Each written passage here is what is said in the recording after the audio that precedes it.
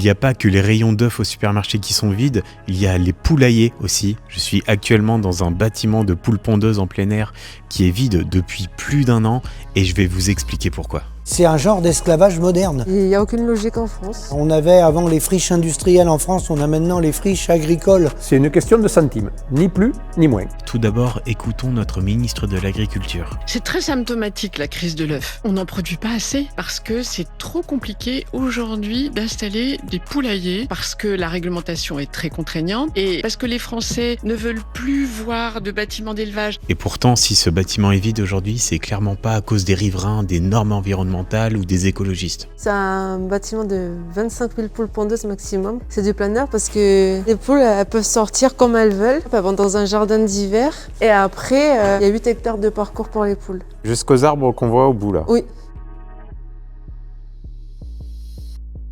Pourquoi ton bâtiment est vide? Problème de trésorerie. La banque elle n'a pas voulu nous suivre pour nous refaire nos 2 crédits qu'on a habituellement. Et le prix de l'œuf c'est pas suffisant. Un œuf plein air, on vous l'achetait combien? 8 centimes l'œuf. 5 centimes quand c'est déclassé. Un œuf déclassé, c'est quoi? Ceux qui sont blancs, tordus. Que chacun qui voit cette vidéo sache qu'une boîte d'œufs qui sort chez Sarah, de 12 œufs, à 8 centimes l'œuf, ça fait 96 centimes pour l'œuf qui part d'ici emballé. Le premier problème, il est là. Au supermarché, des œufs plein air, tu les trouves à combien? On peut les trouver à 2,88 les 12. Ça fait 24 centimes l'œuf, donc c'est 3 fois le prix auquel on te l'achète. Nous, on est mal payés et les supermarchés, ils sont en démarche, en monte dos. Un petit 8 centimes, c'est ça qui a fait arrêter de nombreux producteurs de poules pondeuses, elles comme d'autres. N'ayant pas de rentabilité, la banque, au bout d'un moment, elle ne veut pas suivre. Il faudrait 11 centimes pour renouveler les générations. L'impact, il serait minime pour le consommateur. Sinon, ils vont avoir des œufs au même prix qui vont venir de l'étranger. Le bâtiment est vide depuis 1 an, comment vous faites pour vivre?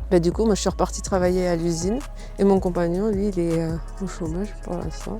En ce moment, on parle d'une pénurie d'œufs. Il n'y a aucune logique en France. On a un bâtiment qui pourrait fonctionner, il manque des œufs et on n'y arrive pas parce qu'on manque de financement, donc il n'y a rien de logique. Pour remédier au problème de production d'œufs, la ministre vante la fameuse loi du plomb adoptée l'été dernier. La loi visant à lever les entraves, la loi dite du plomb, permettra de pouvoir lever une partie des freins qui pèsent sur l'installation de bâtiments d'élevage. La réglementation sur un poulailler, c'est comme si c'était un bâtiment industriel, une industrie sensible. Est-ce que tu as l'impression que c'est parce qu'il y a des normes administratives que tu ne peux pas produire? Non, c'est pas le problème principal. Le problème principal, c'est le financier. Un bâtiment comme ça vaut, à l'époque, on l'a payé 800 000 euros. Maintenant, il faut 1,5 million pour faire un bâtiment d'élevage. Parler des normes, c'est de l'enfumage. C'est pas un problème de normes, de ci, de là, d'autorisation, de tout ce qu'on veut. C'est une question de centimes, ni plus ni moins. La ministre elle veut vendre la loi du plomb, c'est pour intensifier, avoir des modèles plus intensifs. Sauf que les agriculteurs, ça va être des simples prestataires, ils n'auront pas de rémunération. Ils vont être attachés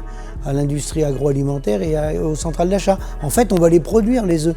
Mais on va générer de nouveaux esclaves qui ne vont pas être rémunérés. S'il y a 20 000 poules ou 100 000 poules, mais qu'on gagne 0, 100 000 par 0, ça fait 0. Là, on a trouvé un nouvel acheteur d'œufs. Tu les prends à combien?